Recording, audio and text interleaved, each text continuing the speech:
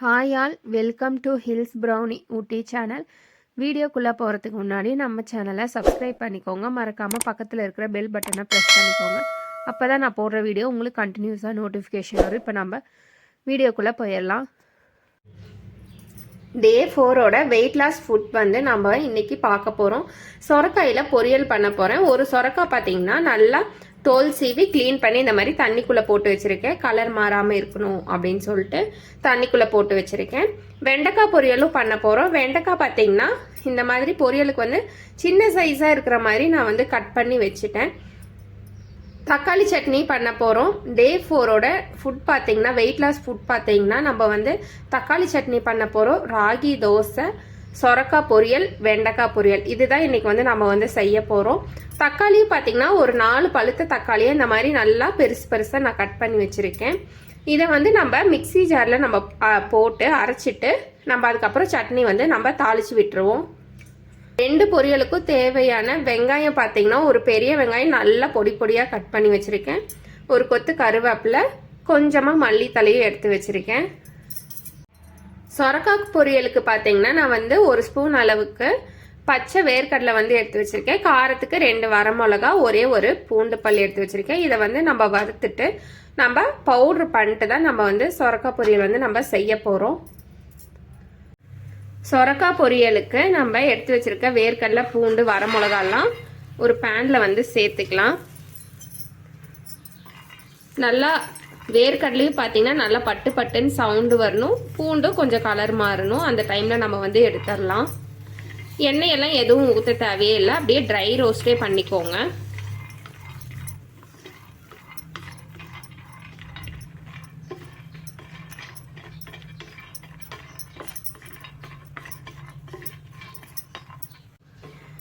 வேர்க்கடலை, பூண்டு, வரமிளகாய் எல்லாம் பார்த்தீங்கன்னா கலர் வந்து நல்லாவே மாறிடுச்சு. இப்போ இதை நம்ம வந்து ஒரு பிளேட்டில் வந்து நம்ம மாற்றிக்கலாம். இதுலேயே நம்ம வைக்கிறப்போ நம்மளுக்கு சூடு வந்து நம்மளுக்கு சீக்கிரமாக ஆறாது. அதனால ஒரு பிளேட்டில் வந்து நம்ம மாற்றிக்குவோம்.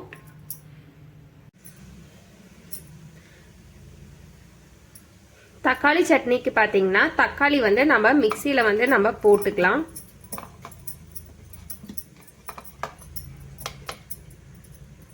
அரைக்கிறதுக்கு நான் தண்ணி எதுவுமே ஊற்றலை. தக்காளியில் இருக்கிற தண்ணியே போதும். அதனால இப்படியே நம்ம அரைச்சிட்டு வந்துடுவோம்.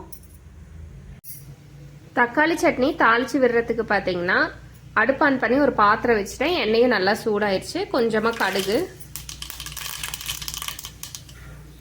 கடுகு பொரிஞ்சதுக்கப்புறம் அரைச்சி வச்சிருக்க தக்காளி வந்து பேஸ்ட் வந்து நம்ம இதில் ஊற்றிக்குவோம்.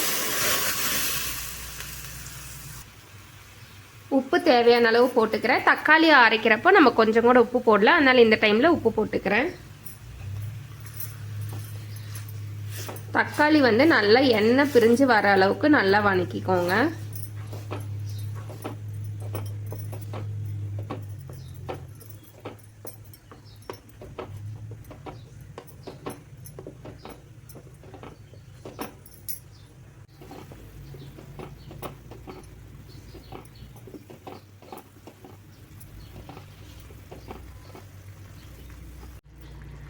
தக்காளியிலிருந்து பார்த்தீங்கன்னா நல்லா எண்ணெய் பிரிஞ்சு வந்திருக்கு.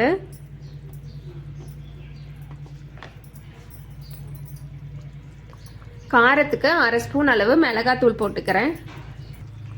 ஒரு 1/4 ஸ்பூன் அளவுக்கு ஜீரகத்தூள் போட்டுக்கிறேன். மசால் தூள் போட்டதுக்கப்புறம் நல்லா கலந்து விட்டுக்கோங்க.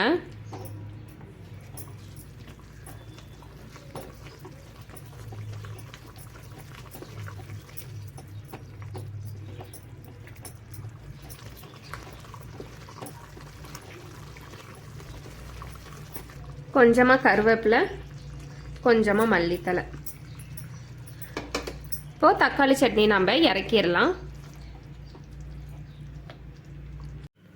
ராகி தோசைக்கு நம்ம வந்து இப்போ வந்து மாவு வந்து கலக்க போகிறோம். அதுக்கு வந்து ஒரு பவுல் வந்து நான் எடுத்து வச்சுருக்கேன்.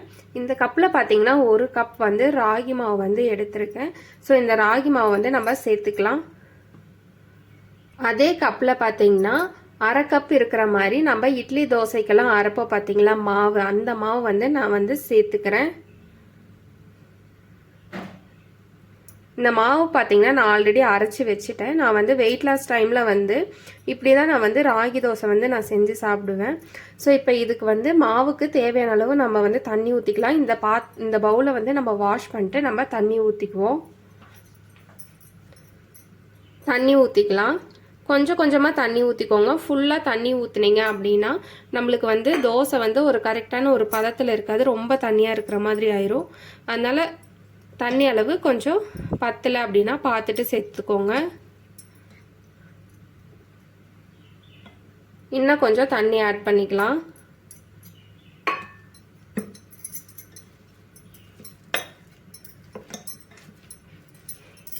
தண்ணி இன்னும் கூட பத்தலை, இன்னும் கொஞ்சம் கூட தண்ணி சேர்த்துக்குவோம். இன்னும் கொஞ்சம் தண்ணி சேர்த்துக்கிறேன்.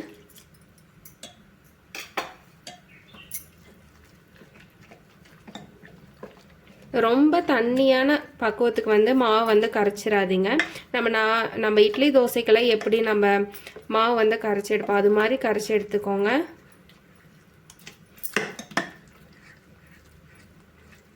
நல்லா கட்டிகள்லாம் இல்லாமல் நல்லா கலந்து எடுத்துக்கோங்க.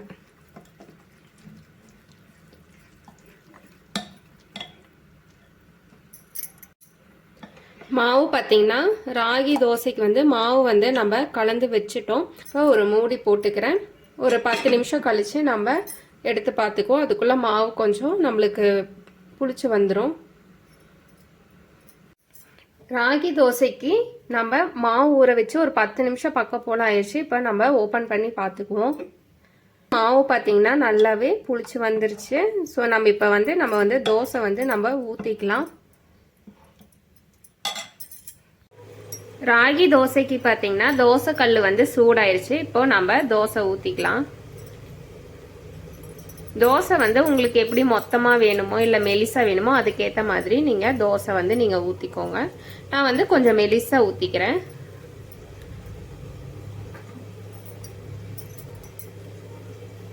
கொஞ்சமாக எண்ணெய் விட்டுக்கிறேன். தோசை வெந்துடட்டும், நம்ம அப்புறம் திருப்பி போட்டுக்கலாம். தோசை வெந்துருச்சு. இப்போ நம்ம திருப்பி போட்டுக்கலாம் தோசையை. இன்னும் ஒரு 2 நிமிஷத்துக்கு விட்டோம்னா தோசை வந்து நம்மளுக்கு ரெடி ஆயிரும். அப்புறம் நம்ம ஒரு பிளேட்ல வந்து நம்ம தோசையை மாத்திக்கலாம்.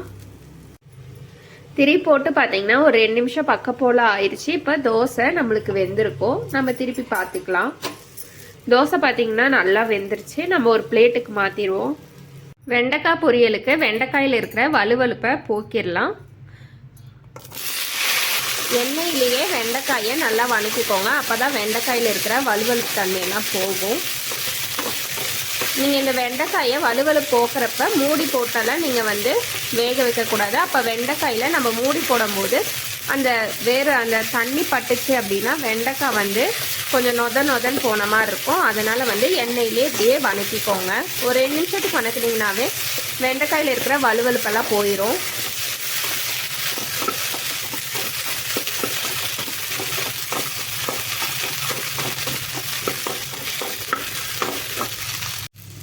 வெண்டைக்காயிலிருந்தே வலுவலுப்பு போயிருச்சு. இப்போ இதை நம்ம ஒரு பிளேட்டில் மாற்றிடலாம். வெண்டைக்காயில் வலுவலுப்பு போக்கின பாத்திரத்துலேயே பார்த்தீங்கன்னா நான் வந்து கொஞ்சமாக எண்ணெய் ஊற்றிருக்கேன். எண்ணெய் வந்து சூடாயிருச்சு. இப்போ கொஞ்சமாக கடுகு போட்டுக்கிறேன்.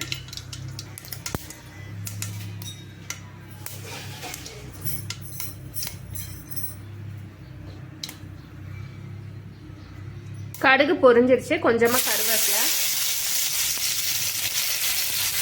கொஞ்சமாக வெங்காயம்.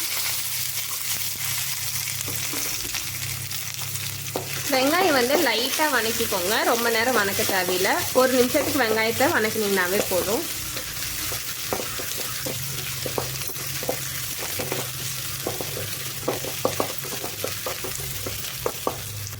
வெங்காயம் இந்த அளவுக்கு வணக்கிக்கோங்க. ரொம்ப கலர் மாறுற அளவுக்கு வணக்க தேவையில்லை. வெண்டைக்காய் சேர்த்துக்கலாம். கொஞ்சமாக உப்பு போட்டுக்கிறேன். வெண்டைக்காய் நம்ம வலுவலுப்பு போகிறப்போ நம்ம உப்பு போட்டு நம்ம வணக்கல, அதனால இந்த டைமில் உப்பு போட்டுக்கிறேன். நல்லா 1 நிமிஷத்துக்கு எண்ணெயிலே கலந்து விட்டுக்கோங்க.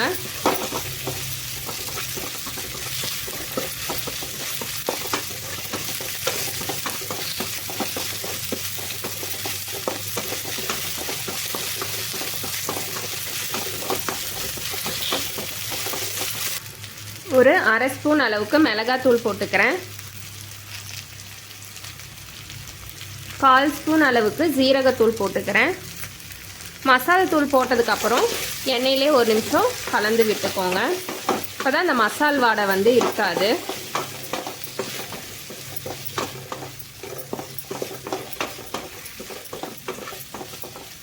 வெண்டைக்காய் பொரியலும் நம்மளுக்கு ரெடி ஆயிடுச்சு. இதை நம்ம இறக்கிடுவோம். சொரக்காய் பொரியல் வந்து நம்ம தாளிச்சு விட்டுறலாம். எண்ணெய் வந்து நல்லா சூடாயிடுச்சு. இப்போ கடுகு போட்டுக்கிறேன். கருவேப்பிலை போட்டுக்கிறேன். கொஞ்சமாக வெங்காயம் வந்து ரொம்ப கலர் மாறுற அளவுக்கு வணக்க தேவையில்லை. லைட்டாக வணக்கிக்கோங்க.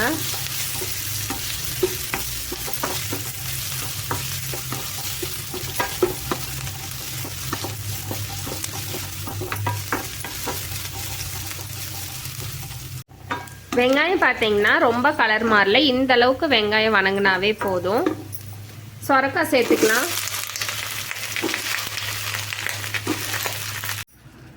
காய்க்கு கொஞ்சமாக உப்பு போட்டுக்கிறேன். உப்பு போட்டு நல்லா கலந்து விட்டுக்கோங்க. சொரக்காயிலிருந்தே தண்ணி விடும். நீங்கள் சொரக்காய்க்கு தண்ணி எல்லாம் ஊற்றணுன்ற அவசியம் வந்து கிடையாது.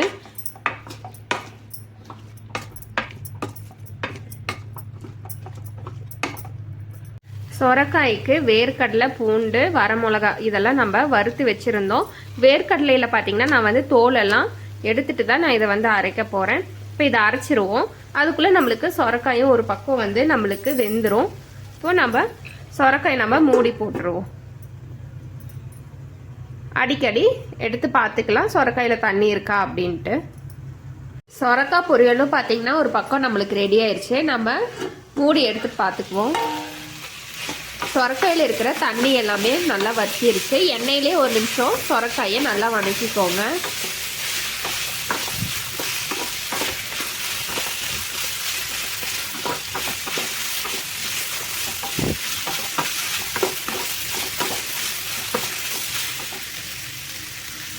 அரைச்சி வச்சிருக்க வேர்க்கடலை, பூண்டு, வரமிளகா அந்த இது நம்ம சேர்த்துக்கலாம். இது அரைக்கிறப்ப பார்த்தீங்கன்னா நான் தண்ணியெல்லாம் எதுவுமே ஊற்றலை. அப்படியே தான் நான் அரைச்சிருக்கிறேன். தண்ணியெல்லாம் ஊற்றிட்டு அரைக்காதீங்க. அப்படியே அரைச்சிக்கோங்க. அடுப்பை வந்து ஆஃப் பண்ணிடுங்க. அடுப்பை ஆஃப் பண்ணிவிட்டு கலரிக்கோங்க. இல்லை சூட்லேயே நீங்கள் அந்த சூட்லேயே பார்த்தீங்கன்னா நம்மளுக்கு வந்து மசால் வந்து எல்லா பக்கமுமே பிடிச்சிரும். அடுப்பை நீங்கள் மசால் போட்டுட்டு நீங்கள் வந்து அடுப்பை இல்லைன்னா மீடியமாக இல்லைன்னா சிம்மில் வச்சுட்டு கூட நீங்கள் கலருங்க. இல்லை இணைய மசால் தூள் போட்டோடையுமே அடுப்பை ஆஃப் பண்ணிடுங்க. சிம்மில் வச்சு கலருங்க அப்படின்னு சொல்கிறேன்னா அந்த காட்டு வந்து நம்மளுக்கு ஏறும். அதனால தான் அடுப்பை ஆஃப் பண்ணிடுங்க, சிம்மில் வச்சுருங்க அப்படின்னு நான் சொல்கிறேன். சொரக்காய் பொரியலும் நம்மளுக்கு ரெடி ஆயிடுச்சு. ஒரு தோசை வச்சுக்கிறேன். கொஞ்சமாக சட்னி,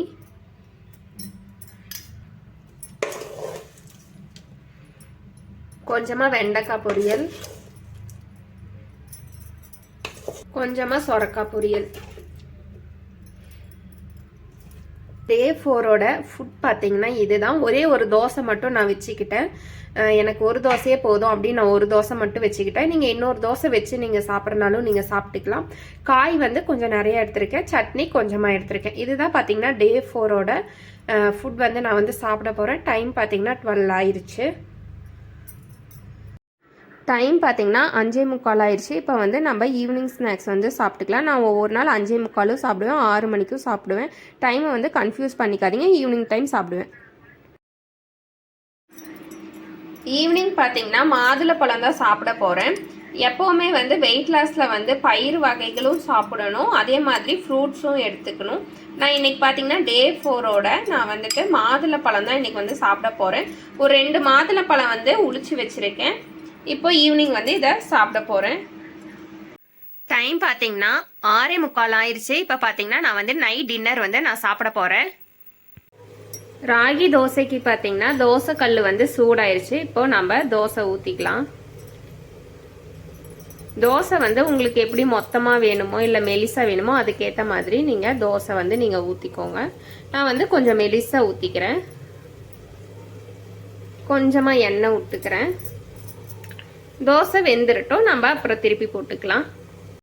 தோசை வெந்துருச்சு, இப்போ நம்ம திருப்பி போட்டுக்கலாம் தோசையை. இன்னும் ஒரு 2 நிமிஷத்துக்கு விட்டோம்னா தோசை வந்து நம்மளுக்கு ரெடி ஆயிரும். அப்புறம் நம்ம ஒரு பிளேட்டில் வந்து நம்ம தோசையை மாற்றிக்கலாம். திருப்பி போட்டு பார்த்தீங்கன்னா ஒரு 2 நிமிஷம் பக்கம் போல் ஆயிடுச்சு. இப்போ தோசை நம்மளுக்கு வெந்திருக்கும், நம்ம திருப்பி பார்த்துக்கலாம். தோசை பார்த்தீங்கன்னா நல்லா வெந்துருச்சு, நம்ம ஒரு பிளேட்டுக்கு மாற்றிடுவோம். டின்னர் பார்த்தீங்கன்னா 2 ராகி தோசை வச்சுக்கிறேன். கொஞ்சமாக தக்காளி சட்னி வச்சுக்கிறேன்.